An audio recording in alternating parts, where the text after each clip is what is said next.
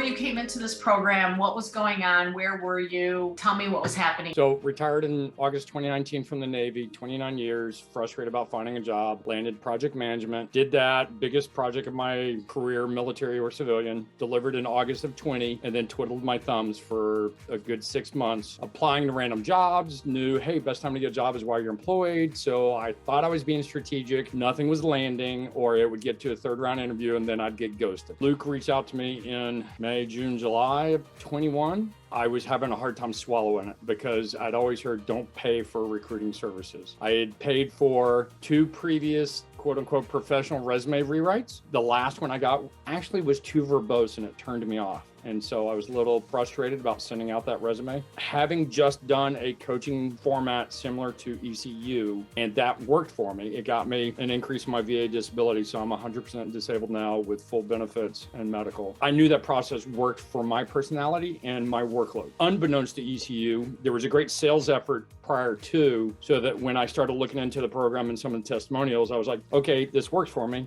I can make it happen. And it was just a matter of figuring out how to pay for it. Obviously, if you pay less in one upfront amount, that's always better than paying more over smaller amounts later. So I just swallowed it and said, all right, we'll get into it. I got frustrated by about the 3-month mark. Then I started attending more of Kristina's mindset sessions. And I've always been a naysayer in terms of imagery and mindset, and I could never sit still long enough without my mind wandering back to what I needed to do. I could never tune things out. And so once I actually started to embrace that, and my wife showed me her little notepad where back in August of 19, she wrote down, Eric's going to get an offer like 20 something times. I've always said, karma will come back and pay you, but I never felt like it came back and paid me. So then I started to embrace the put goodness out there and it'll come back to you. Part of that was with the previous coaching session, coaching other veterans to get their disability benefits, and then just opening up to other ECU members. Other than just the, hey, fellow ECU student looking to connect for networking, I actually did the, hey, let's have a phone call. I think additional to the ECU products, I downloaded all the PDFs. I actually read through all the scripts last night. I read through the checklist. I had the offer negotiations and stuff prior to you and I talking on this offer, and then finally just recycled everything this morning. It's very helpful. It gets you in the mindset of, if you're going to be in customer service, how to approach the customer, which is great because I've never been a salesman and yet I'm going into a business development role. I'm excited to be able to go to a new job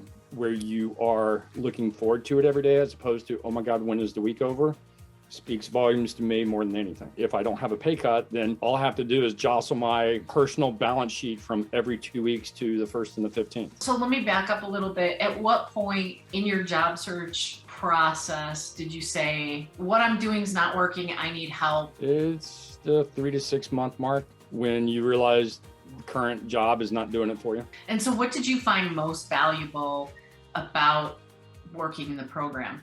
It's going to sound corny, but it's networking with the other people in the same position. And it's neat because I found that I assumed everyone in ECU were already experts on the networking and everything else. It shocked me, and I'm not going to name names, but it shocked me the number of people who were not confident enough to pick up the phone with a random stranger and have a 30-minute conversation. And maybe that's just me. I went from being an introvert in high school to an extrovert in the Navy because I had to. I had to adapt in the platform I worked in to the point that I could walk in confidently and fake it till you make it, at least from a convincing standpoint of, we will all walk out of this better off afterwards. I was still doing online applications and I was still thinking, oh, well, this is giving me an extra edge. And I didn't think I really embraced it until I just got so frustrated. Go find the hiring manager. Once I started pushing back to the personal relations, I've got a legal pad that's 2/3 full with notes. And surprisingly, I never once wrote down a date for each of the time I talked to someone. It's just the name, who they work for, and what their role was. And it's that white space that encouraged me to fill it up with notes and have an engaging conversation.